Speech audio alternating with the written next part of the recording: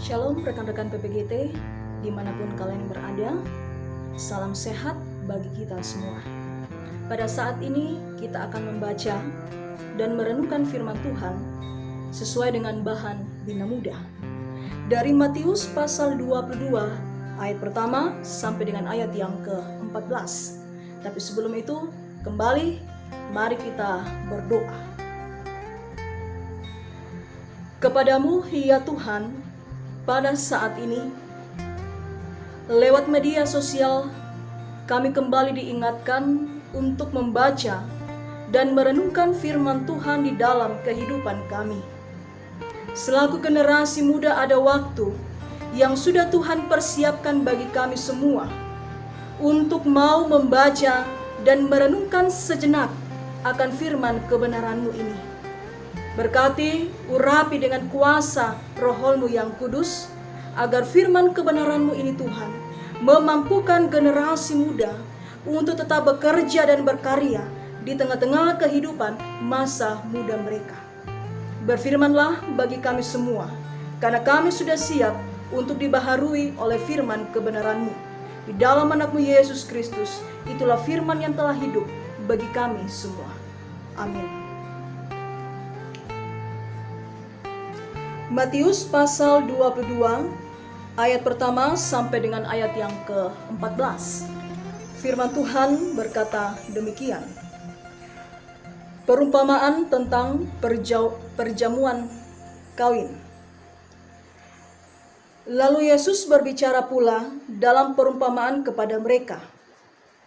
Hal kerajaan sorga seumpama seorang raja yang mengadakan perjamuan kawin untuk anak-anaknya.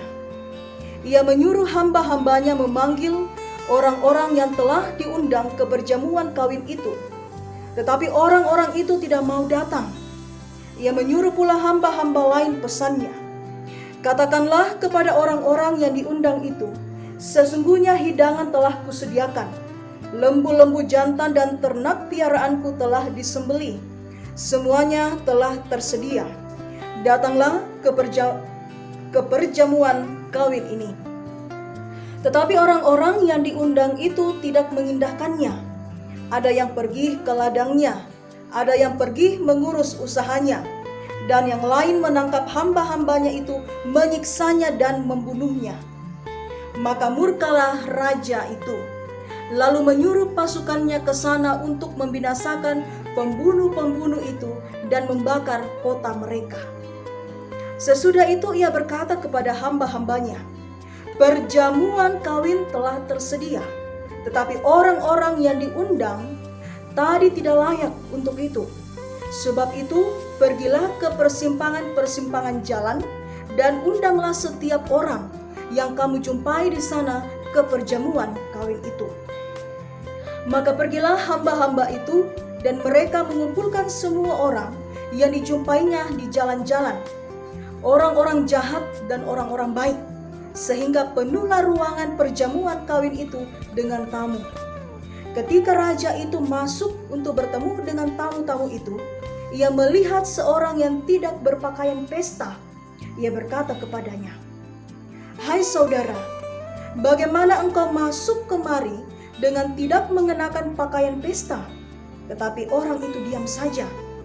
Lalu kata raja itu kepada hamba-hambanya, "Ikatlah kaki dan tangannya, dan campakkanlah orang itu ke dalam kegelapan yang paling gelap. Di sanalah akan terdapat ratap dan kertak gigi. Sebab banyak yang dipanggil, tetapi sedikit yang dipilih." Demikianlah firman Tuhan. Amin. Rekan-rekan PPGT yang terkasih dalam Tuhan, meskipun lewat media sosial, kita bersyukur bahwa kita kembali dijumpai oleh firman Tuhan pada saat ini. Dan kita percaya bahwa ketika kita membaca, ketika kita berdoa, kita mau dituntun betul-betul untuk menjalani kehidupan masa muda kita ini, agar kita tidak semakin jatuh jauh dari pergaulan-pergaulan yang tidak berkenan kepada Tuhan. Pada pembacaan kita dari Matius 22 ayat pertama sampai dengan ayat yang ke-14, oleh bahan Bina Muda diberikan satu tema perenungan bagi kita semua, yaitu salah kostum. Jadi tema kita lewat pembacaan tadi yaitu salah kostum. Pernahkah kita merasa malu dalam kehidupan kita? Tentu dari rumah masing-masing, dari tempat kita mendengarkan renungan ini, pasti kita mengatakan pernah. Kita pernah malu.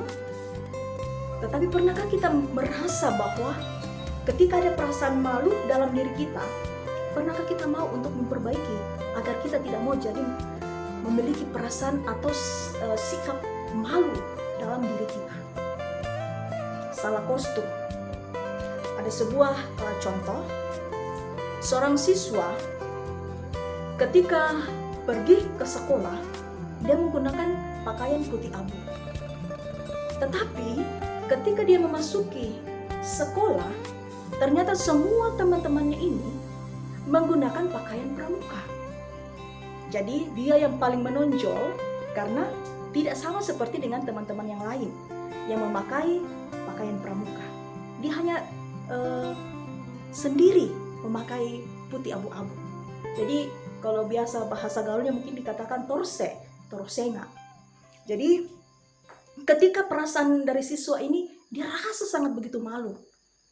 Kenapa? Ternyata dia sendiri salah hari. Tidak mempersalahkan orang lain, tetapi mengoreksi diri sendiri. Nah, rekan-rekan yang terkasih dalam Tuhan, kalau dalam kehidupan kita rasa malu ini selalu ada, tentu kita berusaha untuk memperbaiki. Secara khusus pada pembacaan kita pada saat ini, tadi kita sudah membaca dengan baik, mendengarkan dengan baik firman Tuhan, bahwa perumpamaan tentang perjamuan kawin ini adalah sebuah gambaran tentang bagaimana respon-respon orang terhadap anugerah dari keselamatan. Jadi pembacaan kita ini gambaran besar, inti besarnya adalah tentang keselamatan. Bagaimana respon-respon orang menyambut, mempergunakan anugerah keselamatan itu. Karena dalam pribadi kita bahwa ternyata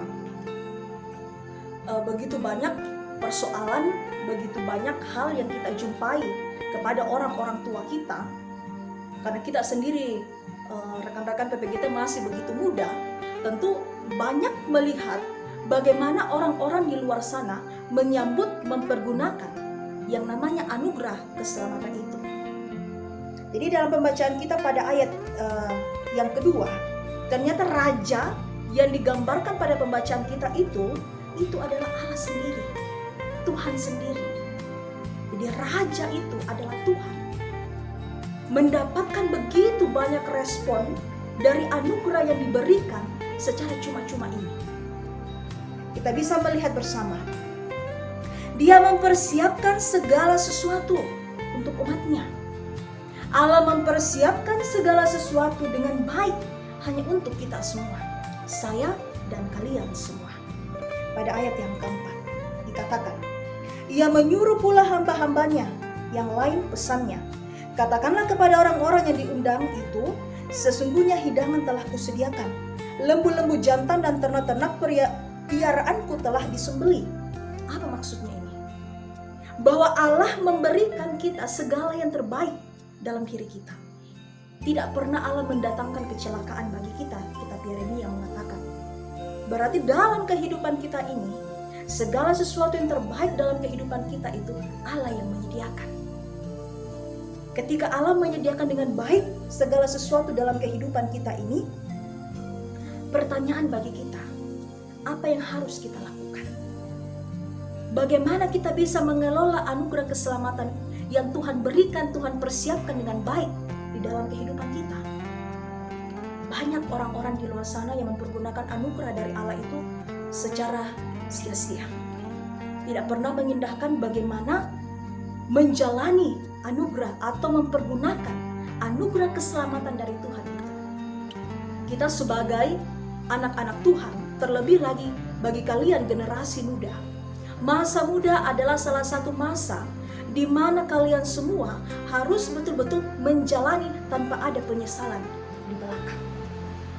Berarti masa muda kalian harus diisi dengan hal-hal yang bermanfaat, menyambut anugerah keselamatan dari Tuhan itu dengan baik, agar anugerah keselamatan dari Tuhan itu tidak sia-sia, tetapi menjadi berkat yang luar biasa di dalam kehidupan masa muda kalian.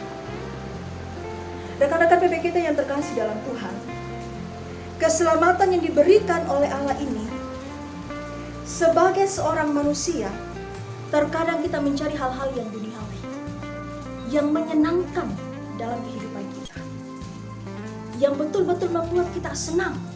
Itu yang biasa kita lakukan. Biasa rekan-rekan PPKT lebih tahu bagaimana hal-hal yang menyenangkan dalam masa muda ini. Karena tidak semua dalam kehidupan kita itu akan sama.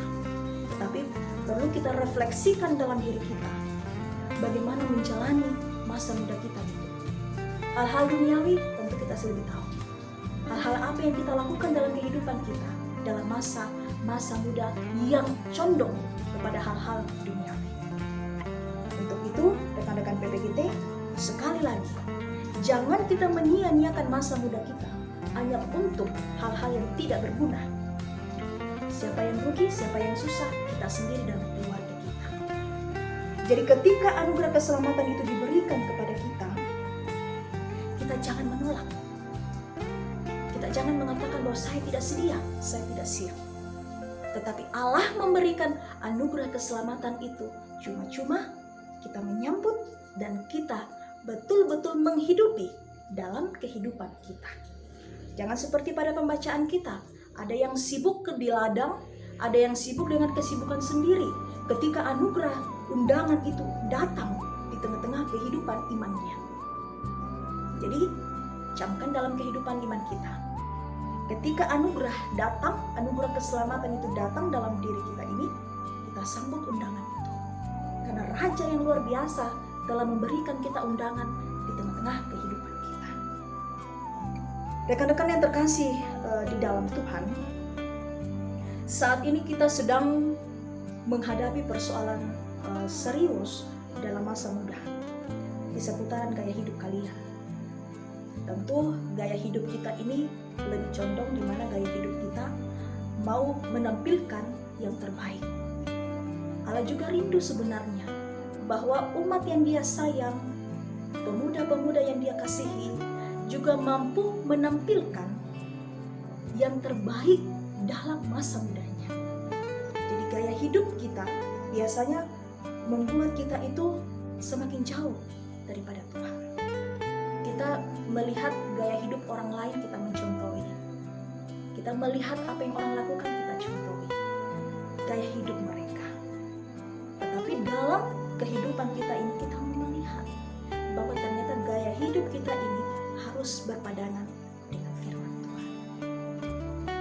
Gaya hidup kita dalam masa muda ini seperti orang yang salah kostum. Kesempatan kita akui, namun kita tampilkan gaya hidup yang tidak cocok dengan orang yang diselamatkan. Makanya tadi tema dalam Bina Muda mengatakan salah kostum. Berarti rekan-rekan milenial ini diingatkan bahwa ketika menyambut undangan ke anugerah keselamatan dari Tuhan, kita jangan seperti orang yang salah kostum, tetapi betul-betul gaya hidup kita ini mencerminkan kemuliaan Tuhan. Dan gaya hidup ini merupakan kesaksian bahwa kehidupan kita harus betul-betul sesuai dengan firman Tuhan. Apapun yang terjadi ke depan, gaya hidup apapun yang kita tampilkan ke depan harus sesuai dengan firman Tuhan. Karena firman Tuhan tidak pernah mengajarkan kita untuk melakukan hal-hal yang tidak baik, tetapi selalu mengajarkan hal-hal yang baik. Untuk itu jangan salah kostum untuk ke depan. Bahwa ketika anugerah keselamatan kita dapatkan, kita sia-siakan. Sedangkan orang lain sudah merasakan bagaimana menikmati anugerah keselamatan, kita terus senang. Tetapi kita mau melihat bahwa kehidupan kita ini harus berpadanan dengan Kristus agar kita tidak menjadi kategori orang-orang yang salah kostum. Refleksi bagi kalian semua di rumah, apakah kalian yakin kalian termaksud salah satu orang yang telah telah diselamatkan. Refleksi bagi kalian. Apakah kalian yakin dalam diri kalian ini, kalian adalah orang yang telah diselamatkan? Yang kedua, apakah gaya hidup kalian ini sudah sepantasnya sebagai orang yang diselamatkan? Jangan sampai kita salah kostum. Makanya kita refleksikan dalam diri kita, agar kehidupan kita ini betul-betul sesuai dengan firman Tuhan. Jangan kita sendiri tinggal merana orang lain bahagia karena mereka sudah menjalani kehidupan mereka ini dengan baik. Kita sendiri tidak sesuai dengan apa yang ada di firman Tuhan, dikatakan oleh firman Tuhan. Dan mengakhiri renungan kita pada saat ini, pengakuan gereja Toraja bab yang ke-6 poin 5 dan poin 6 mengatakan bagi rekan-rekan PPGT dimanapun berada, bahwa gaya hidup kita adalah kostum kita. Gaya hidup kita adalah kostum kita yang langsung dilihat oleh orang lain dan juga dunia ini. Gaya hidup kita adalah kesaksian kita kepada dunia ini. Jadi apa yang telah kita dapatkan, berarti anugerah keselamatan itu sudah kita terapkan dalam diri kita. Tetap menjadi kesaksian bagi orang lain. Firman Tuhan tetap kita sebarkan bagi orang lain. Firman Tuhan tetap berakar dengan baik dalam diri kita, agar masa muda kita ini tidak disia-siakan, tetapi menjadi berkat yang luar biasa dalam pribadi kita, apalagi dalam masa muda kita. Mari rekan-rekan PPGT, kita satu di dalam doa untuk mengakhiri renungan kita pada saat ini. Kita berdoa. Ya Tuhan, pada saat ini rekan-rekan PPGT dimanapun mereka berada, kuatkan, yakinkan iman mereka. Mereka dapat menampilkan gaya hidup yang pantas sebagai orang yang telah Engkau selamatkan di tengah-tengah kehidupan iman mereka. Tolong kami semua, tolong pemuda-pemuda gereja masa sekarang ini, agar bekerja, berkarya dengan baik di tengah-tengah kehidupan masa muda. Di dalam nama Yesus Kristus, kami datang membawakan doa kami dan permohonan kami. Terpujilah nama Tuhan. Amin. Salam sehat bagi kita semua dan shalom.